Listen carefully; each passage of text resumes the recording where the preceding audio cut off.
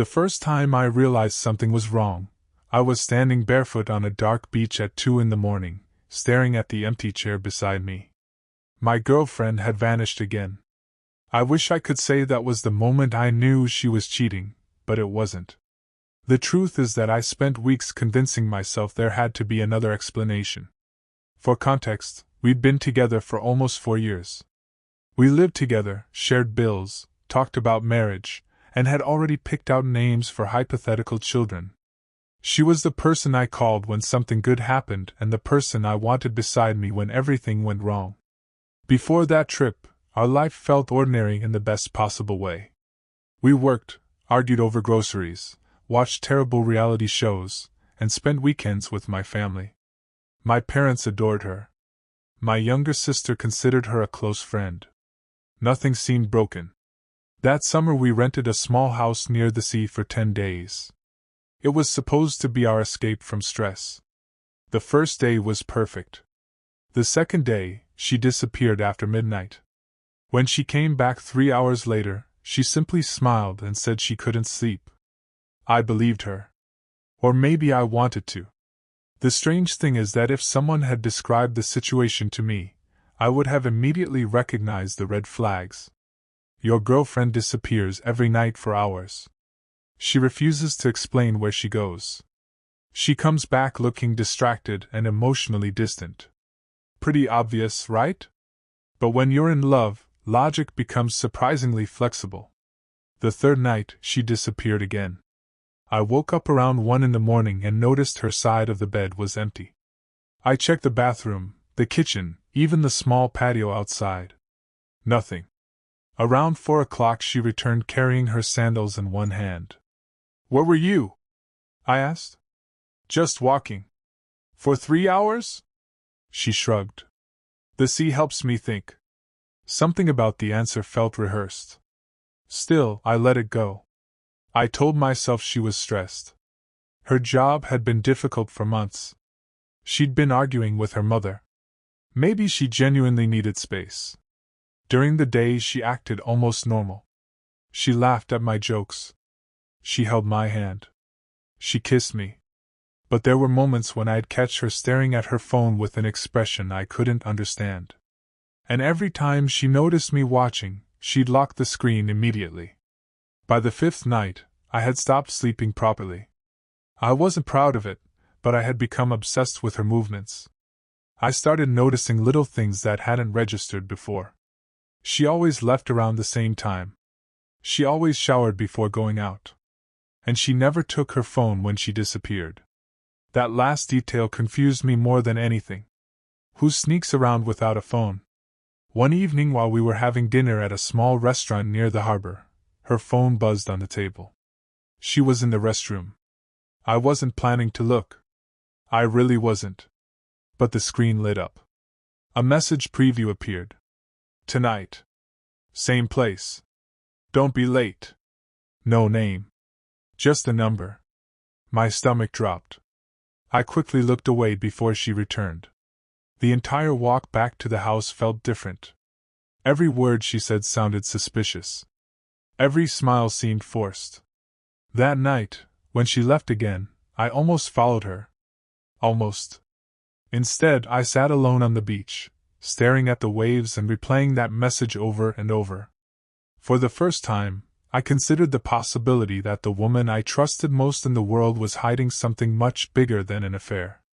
The next day I couldn't focus on anything. We spent the afternoon swimming, eating seafood, and pretending to be a happy couple on vacation, but my mind was somewhere else. I kept hearing that message. Tonight. Same place. Don't be late. Every time she smiled at me, I wondered if she was thinking about someone else. Every time she touched my arm, I questioned whether any of it was real. That evening she seemed unusually nervous. She checked the time repeatedly. She barely finished her dinner. When we returned to the house, she sat quietly on the balcony watching the sunset. I sat beside her. Is everything okay? I asked. She hesitated. Then she nodded. Yeah. Just tired. The answer felt empty. Around midnight she got up and quietly put on her sandals. This time I was ready. I waited 30 seconds after she left, then followed. The streets were nearly empty. I stayed far enough behind that she wouldn't notice me. She walked past the beach, past the restaurants, past the marina. Then she turned toward an isolated area near the old cliffs. And that's when my heart started pounding so hard I thought I might actually pass out. I stayed hidden behind a row of abandoned fishing sheds and watched her continue toward the cliffs. The moonlight was bright enough to see her silhouette. Then I saw someone else. A man. He was already waiting there. For a second, everything inside me went numb. I remember gripping a wooden post so hard my hand hurt. My first thought was simple. I knew it. My second thought was somehow worse. How long has this been happening? I expected them to kiss immediately. I expected the kind of scene people imagine when they discover an affair. But that's not what happened. Instead, they stood facing each other and talked. For nearly 20 minutes. Sometimes she cried. Sometimes he looked away. The whole interaction felt strange. Painful. Complicated. Not romantic. Not passionate. Just heavy. Then I heard something that made absolutely no sense. The man said, "You have to tell him eventually." She wiped her eyes. "No. I can't. You can't keep hiding this forever." My chest tightened. I had no idea what they were talking about. But suddenly I wasn't sure I was watching a cheating girlfriend anymore.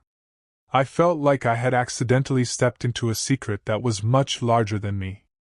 I moved closer. Probably a stupid decision, but at that point I needed answers more than I needed common sense.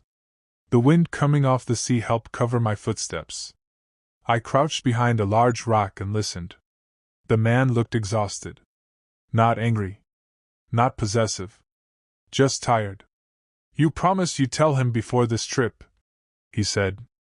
"I know," she whispered. "You keep saying that." She buried her face in her hands. Then came the sentence that completely shattered my understanding of what was happening. "I was trying to protect everyone." Protect everyone. From what? The man shook his head. "You're protecting yourself." She started crying again. Real crying. Not the kind people fake during arguments. The kind that comes from somewhere deep. Then he said a name. My sister's name. I felt the blood drain from my face. For a moment I genuinely thought I'd misheard him. But then he said it again. And suddenly either of them seemed important anymore. All I could think about was why a stranger standing on a cliff in the middle of the night was discussing my sister. I had followed my girlfriend expecting betrayal. Instead, I had stumbled into something I couldn't even begin to understand. I barely slept that night. Actually, that's not true. I didn't sleep at all. I lay beside my girlfriend, staring at the ceiling while she breathed quietly next to me. Every question led to 10 more. Who was that man? Why did he know my sister? What secret was so serious that it required midnight meetings on isolated cliffs? The next morning I looked at my girlfriend differently. Not with jealousy anymore. With suspicion. Fear, even. She noticed. I could tell. Several times she asked if I was okay. Several times I lied. By afternoon I couldn't take it anymore. While she was in the shower, I picked up her phone. I know people will judge me for that. Honestly, I judged myself. But I was desperate. Most of her messages were ordinary. Friends. Coworkers. Family. Then I found the number. The same one from the message preview. There was no contact name. Just dozens of deleted conversations. Almost everything had been erased. Except for one message she had apparently missed. I opened it. My hands started shaking. It read, "She deserves to know the truth about her father before someone else tells her." My sister. They were talking about my sister. And somehow my girlfriend was involved. I must have read that message 20 times. Each time, it felt more impossible. My sister was 32 years old. Our father had raised both of us. We had family photos going back decades. Birthdays, holidays, graduations. Everything looked normal. So what truth could there possibly be about her father? When my girlfriend came out of the shower, I quickly put the phone back where I found it. The guilt hit me immediately. But it was drowned out by confusion. The rest of the day was unbearable. Every conversation felt fake. Every smile felt forced. I kept waiting for her to confess something. She never did. That night, when she prepared to leave again, I finally stopped her. "Who is he?" I asked. She froze. For a second, I thought she might pretend not to understand. Instead, all color disappeared from her face. "What are you talking about?" "The man near the cliffs." Silence. Pure silence. Then came a look I'll never forget. Not the look of someone caught cheating. The look of someone whose worst fear had just become reality. She sat down slowly. Her eyes filled with tears. And she whispered 4 words that instantly changed everything. "You followed me there?" The moment she said those words, the room felt smaller. I didn't answer immediately. I just stood there staring at her. Finally I said, "Who is he?" She looked down at the floor. "That's not important." I laughed. Not because anything was funny. Because I was reaching the edge of my sanity. "Not important? You've been sneaking out every night to meet a man who talks about my sister's father." She started crying. I was exhausted, confused, and angry. "What is going on?" For several seconds she said nothing. Then she whispered, "I never wanted you to find out like this." Those words terrified me. "Find out what?" She covered her face. "I should have told you years ago." Years. Not weeks. Not months. Years. My heart sank. Whatever this was, it hadn't started during this vacation. It had been hidden throughout our entire relationship. "Tell me the truth," I said. She looked at me with red, swollen eyes. Then she spoke a sentence that made my knees feel weak. "The man you've been seeing," she paused, "is your father's biological son." I genuinely thought I'd misheard her. But she wasn't finished. I remember staring at her, waiting for her to correct herself. She never did. "The man is your half-brother," she said again. The words sounded unreal. Like something from a bad television drama. I sat down because I suddenly didn't trust my legs. My father had always presented himself as a devoted family man. Predictable. Responsible. Boring, even. The idea that he had a secret child was impossible to process. "How do you know this?" I asked. She wiped her eyes. Then she told me something even worse. A year before I met her, she had briefly dated that man. Only for a few months. Nothing serious.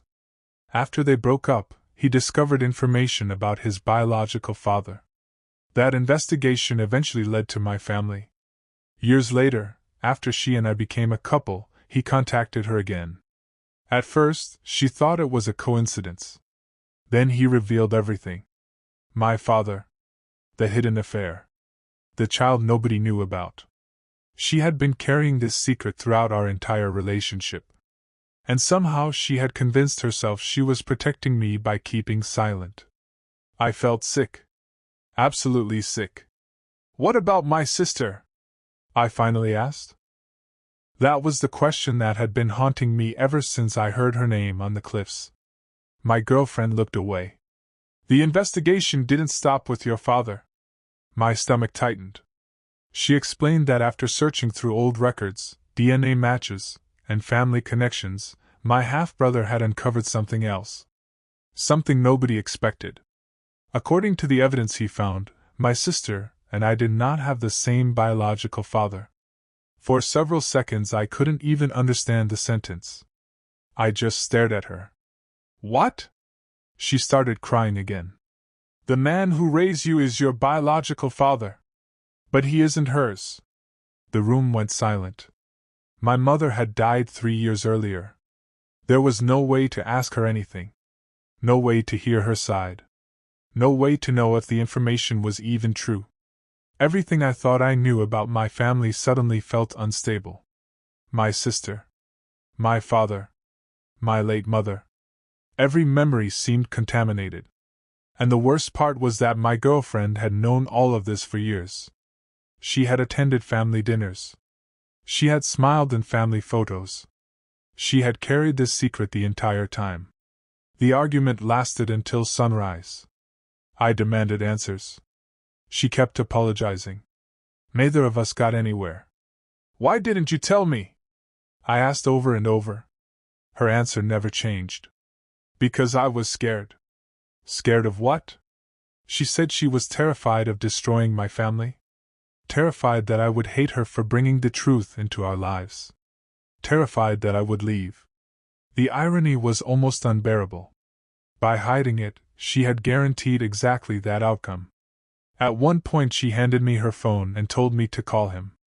My half-brother. Even writing those words still feels strange. I refused. I wasn't ready. I wasn't even sure I believed any of it. But later that day she showed me documents. DNA reports. Messages. Names.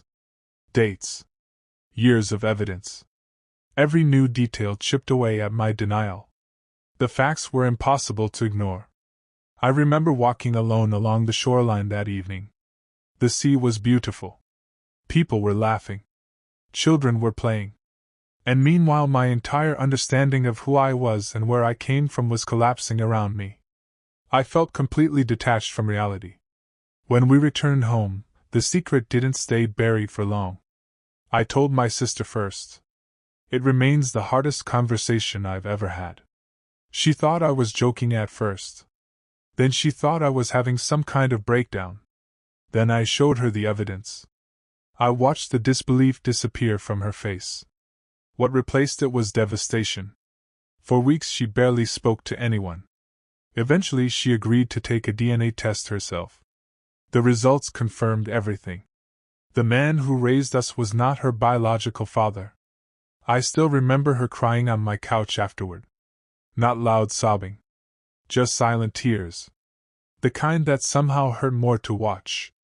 My father denied everything initially. Then, when confronted with enough evidence, he admitted to the affair that produced my half-brother. The rest came out piece by piece. Old lies. Old betrayals. Old decisions that had survived for decades. Our family fractured almost overnight. Relatives chose sides. Rumors spread. Relationships that had seemed solid suddenly became fragile. Nothing exploded dramatically. It was slower than that. More like watching a building crack from the foundation until everyone realizes it can never be the same again. My relationship didn't survive any of it. Some people thought I should forgive her. A few relatives even argued that she had been trying to protect me. Maybe she was. I honestly don't know anymore. What I do know is that every time I looked at her, I remembered years of silence. Years of family dinners where she knew things I didn't. Years of conversations built on information she had chosen to hide. Trust isn't only about cheating. It's about honesty. And mine was gone. We tried counseling for several months after the vacation. We talked endlessly. We cried. We revisited every decision she had made. Sometimes I understood her reasoning. Sometimes I even felt sorry for her. But understanding isn't the same as healing. The damage had already been done. Eventually she moved out. There wasn't a dramatic final fight. No screaming. No slammed doors. Just exhaustion. Two people sitting across from each other, realizing that love alone wasn't enough to rebuild what had been broken. The saddest part was that I still loved her when she left. I think she loved me too. That somehow made everything hurt even more. It's been 4 years since that trip to the sea. Sometimes I still think about those nights. Not because of the family secret. Not even because of the lies. What stays with me is that image of the empty chair on the beach. The moment everything started to unravel. My sister and I are still close, although both of us carry scars from what we learned. My relationship with my father never fully recovered. We speak occasionally, but there is a distance between us now that didn't exist before. As for my half-brother, we've met several times. He's actually a decent person, which somehow makes the whole story even stranger. The woman I thought I would marry is now a stranger too. I haven't seen her in years. Sometimes I wonder whether things would have been different if she had told me the truth immediately. Maybe. Maybe not. What I learned is that secrets don't stay buried forever. They grow. They spread into places you never expected.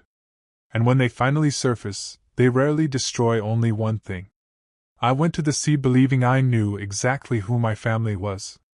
I came home realizing I never really did.